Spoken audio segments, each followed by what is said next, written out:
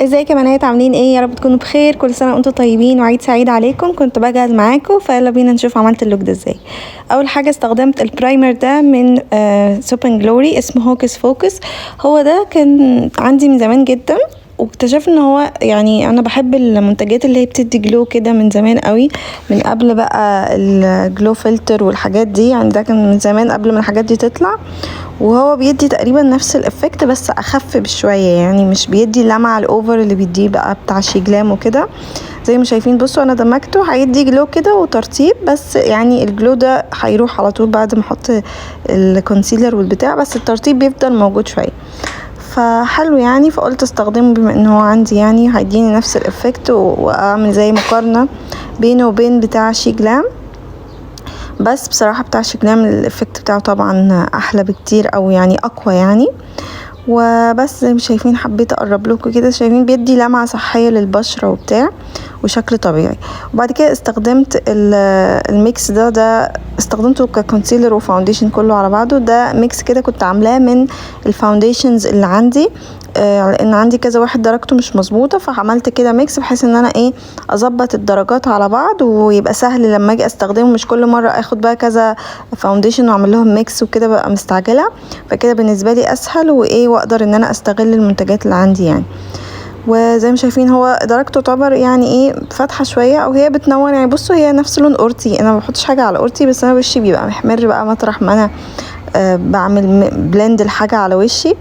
لكن بصوا انا ما بحطش حاجه على اورتي، وتقريبا هو نفس لون بشرتي يعني، هو بس وحد لي لون البشره. تخطيطه مش عاليه يعني، انا ما بحبش حاجات التخطيطها عاليه. وفردتها بالفرشه كده عشان يعني لان هو خفيف، لو حطيته بالبيوتي بلندر هيبقى خفيف قوي. بس طبعا بمشي بالبيوتي بلندر بعد كده بدمج كويس لو في اي خطوط من الفرشه، او لو في حاجه زياده يعني. وبعد كده استخدمت الكريم بلاشر ده من شيجلام. يعني انا بحبه، هو مش انعم حاجه يعني، شيجلام عملوا حاجات انعم من كده بشويه، بس برضو يعتبر حلو قوي. درجته كمان حلوه، حسيتها مناسبه. حطيته على شفايفي وما عجبنيش، حسيته فاتح شويه، مسحته كده. لونه حلو، نوت كده حلو، ينفع لكل يوم. الدمج بتاعه كويس، مش صعب يعني. بدمجه طبعا بالفرشه اللي يعني بحبها جدا، بتاعه شيجلام، بتاعه البلاشر. ولان اصلا الفاونديشن اللي انا حطاه، او ان انا استخدمته كفاونديشن كونسيلر يعني، مش هحط حاجه تاني. هو اصلا تخطيطه خفيفه، فيعني ما اتحركش من لما حطيت الكريم بلاشر كده على طول على بشرتي. لا بس للامانه هو لما بحطه مثلا وانا حاطه فاونديشن يكون تخطيطه اعلى، ممكن ان هو يشيل الفاونديشن او حاجه. فالاحسن ان انا اخده بالفرشه على طول وادمجه على بشرتي، او ان انا احطه على ايديا واخد من ايديا عشان ما يشيلش الطبقه اللي تحته او الفاونديشن اللي تحته. بعد كده ثبت باللوز باودر دي من ساعه ما انا رجعت جربتها تاني وعجباني جدا. هي كنت جايباها من ميني سو، من الكولكشن الميك اب بتاع ميني سو نفسه اللي موجود في دبي. حلوة جدا، بتدي تغطية خفيفة يعني، مش عالية قوي، بس بتزود التغطية وكمان بتنور لان هي درجتها فاتحة. فيعني انا استخدمتها كبديل للكونسيلر، اني ما حطيتش كونسيلر، فهي اللي نورت لي كده تحت العين شويه، وتثبيتها حلو جدا. والافكت بتاعها كانها كومباكت باودر اكتر، بس لوز خفيفه. وبعد كده بدات ان انا استخدم البرونزر ده من براند اسمها جابريني، هي براند تركي كده، كنت جايباها من على ترنديول، حلوه قوي. وتقريبا هي بقت موجوده على نون يعني. المهم البرونزر ده زي ما شايفين البيجمنتيشن بتاعته عاليه جدا، والافكت بتاعه تحفه، بحبه قوي، بس تقيل يعني. انا خدت نقطة، وزي ما شايفين حاسة ان انا كترت قوي. وبعد كده اخدت البلاشر ده من ويت ان وايلد، الدرجة اسمها مش عارفة اسمها ايه. المهم حطيت منها نقطة كده، مش عارفة اوريها لكم، كل ما اجي امسكها الغطا يقفل. المهم حطيت نقطة بالظبط على الخد، بالظبط في النقطة هنا ونقطة هنا، وشوية على المناخير وبس. طبعا قعدت ابص كده، حسيت ان انا بقيت اوفر قوي، حطيت كتير جدا، فهحاول ان انا اخففه. اخدت فرشة كده وبالكومباكت باودر بتاعت بريسي باي فلورمر، حابة ان انا كده ادمج كل حاجة مع بعض، واخفف شوية من البلاشر والبرونزر اللي انا حطيته كتير ده.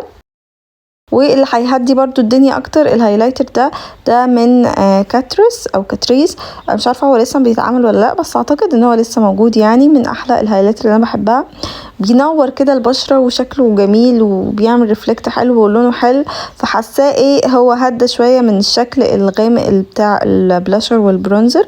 وطبعا رسمت حواجبي بقلم الحواجب بتاع شي جلام الدرجه اللي هي لايت براون، من احلى الاقلام اللي ممكن تجربوها. وكالعاده برسم نفس الطريقه اللي برسم بيها في كل الفيديوهات، دايما بحدد شكل الحاجب من تحت وبعد كده بملأ الفراغات وبس. دي طريقتي في رسم الحواجب، يعني بتديني شكل ناعم جدا. القلمه دي حلوه قوي ان هي سهله في الرسم وناعمه وثباتها حلو، يعني بقعد طول اليوم حواجبي زي ما هي، ولكن هي مشكلتها بتخلص بسرعه. المهم دلوقتي هستخدم الباليت دي باليت الاي شادو بتاعه شي جلام اسمها ارتستري، واخدت الدرجه الفاتحه دي وبدات ان انا استخدمها كلون انتقالي، ووزعتها كده على كسره العين بفرشه تكون فلافي كده، فرشه دمج. وعملت نفس الكلام في العين التانية. بحب ان انا دايما الخطوه اللي اعملها في العين دي اروح اعملها في العين التانية عشان تبقى العينين شبه بعض على قد ما اقدر.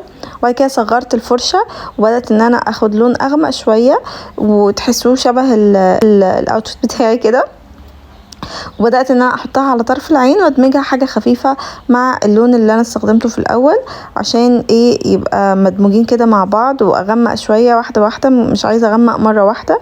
والفرشة اللي انا بستخدمها دي اللي هي من مانج. وبعد كده بنفس الفرشة اخدت درجة اغمق وبدأت ان انا برضو احطها على طرف العين اللي من بره، وبدخلها كده واحدة واحدة على الجفن اللي هو المتحرك ده. كده هيدي عمق شوية للعين وهيهدي شوية من الاورنج الفاتح اللي انا كنت مستخدماه في الاول، وهيظبط كده الالوان. وطبعا هرجع تاني بالفرشة اللي استخدمتها في الاول عشان ادمج الاطراف كلها كده مع بعض، ويبقى شكل الميك اب مدموج ومفيش اي خطوط حادة وكده. ونفس الخطوة او اخدت نفس الدرجة اللي هي الغامقة على طول، وبدأت ان انا احطها على خط الرموش اللي من تحت عشان الميك اب لوك يكمل كده. بحاول ان انا ادمج الاي شادو مع الاي شادو اللي فوق، يعني بصوا بطلع لحد اخر العين عشان يبقى كامل كده، ميبقاش فيه فاصل بين الاي شادو اللي فوق والاي شادو اللي تحت. بعد كده بقى خدت درجة الشيمر دي لون برونزي كده وحطيته بفرشة كده، وبعد كده حسيت ان الفرشة عمالة تفرفت كده من الاي شادو على بشرتي، فبدأت ان انا اخده بصباعي وحطيته كده عند الجزء الاولاني من الجفن عشان ينور كده ويدي لمعة حلوة. وبس حطيت بشكل خفيف، يعني محاولتش ان انا ازود عشان ما يبقاش شكله اوفر قوي. وبس ده كان اللوك العيون، كان حاجة سيمبل كده ورقيقة. وطبعا لازم برجع بفرشة الدمج اللي بستخدمتها في الاول عشان ادمج الاطراف كده مع بعض ومبقاش فيه حدود. وطبعا بدأت ان انا اتني رموشي بالايلاش كيرلر دي، ودي من شي ان، حلوة جدا. والماسكارا برضو من شي جلام اللي هي بتيجي ناحيتين، ناحية فيها فوليوم وناحية تانية بتعمل لينث، بس انا بحب الناحية بتاعة الفوليوم اكتر. الناحية بتاعة التطويل دي مش بحسها بتعمل حاجة اصلا، الافكت بتاعها ضعيف قوي، فانا بحب الفرش اصلا اللي شكلها كده، والستايل بتاع الماسكارات دي هي اللي بيمشي معايا اكتر. والايلاش كيرلر دي بجد بتفرق جدا، لو مجربتهاش بجد بتفرق، خصوصا لو رموشك انت نازله لتحت وكده، فهترفعها لك وهتظبط لك شكل الرمش جدا. ولو استخدمتي بقى ماسكارا ووتر بروف معاها هتفضل رموشك متنيه كده طول اليوم. وبستخدم بس الجزء بتاع اللينسرنج للرموش اللي تحت، لان هي الفرشه بتاعتها رفيعه فسهل ان انا استخدمها على الرموش اللي تحت، بس الافكت بتاعها مش حاجه واو يعني. بدأت ان انا احدد شفايفي بليب لاينر كده عندي من كاتريس، بس هو كان ناشف شوية، فزي ما شايفين كنت حاسة ان انا بعاني وانا برسم بيه. حددت كده كملت الشفايف وبعد كده معجبنيش بصراحة، فهغير يعني الدنيا بعد كده مالا بكحت، وكنت حاسة اني بوظت الدنيا ورسمة الشفايف كانت ملطشة كده ومش حلوة.